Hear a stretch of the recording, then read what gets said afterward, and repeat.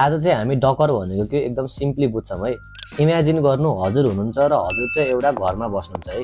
अब हजुरको घरमा चाहिँ के हुन्छ त फर्निचर हुन्छ, इलेक्ट्रोनिक्सहरू हुन्छ, किचनको टुल्सहरू हुन्छ।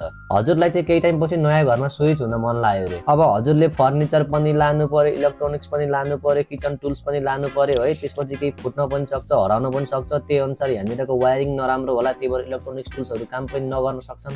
अब इमेजिन गर्नुहोस् हजुरसँग चाहिँ एउटा म्याजिक बक्स छ जुनमा चाहिँ यो सब कुराहरू पर्फेक्टली हाल्न मिल्छ। त्यसपछि सिधै यो बक्स तपाईले नयाँ घरमा गएर खोल्नु भयो भने एभ्रिथिङ विल वर्क पर्फेक्टली। यो म्याजिक बक्स हो डकर। डकरले चाहिँ के गर्छ त हजुरको एप्लिकेसनको हरेक डिपेन्डेन्सीलाई प्याकेज गर्ने काम गर्छ र एजेन्ट कन्टेनर ट्याक्क जहाँनिर पनि लर त्यसलाई चाहिँ राख्न मिल्ने खालको एउटा इन्भाइरोमेन्ट क्रिएट गरिदिन्छ। अब हजुरको पहिला जुन समस्या थियो मेरो त इलेक्ट्रोनिक्स मेरो घरमा राम्रोसँग चल्थ्यो, नयाँ घरमा किन चलेन भन्ने समस्या हराउँछ। हामीले चाहिँ सफ्टवेयर डेभलपमेन्ट गर्दाखेरि चाहिँ एउटा प्रब्लम थियो के भन्दाखेरि it works on my machine. हाम्रोमा चाहिँ चल्थ्यो तर अरूकोमा चाहिँ चल्थेन। यही प्रब्लमलाई सल्भ गर्नको लागि चाहिँ डकरको कन्टेनराइजेसन मेथड चाहिँ आएको है। So follow for more tech content है त।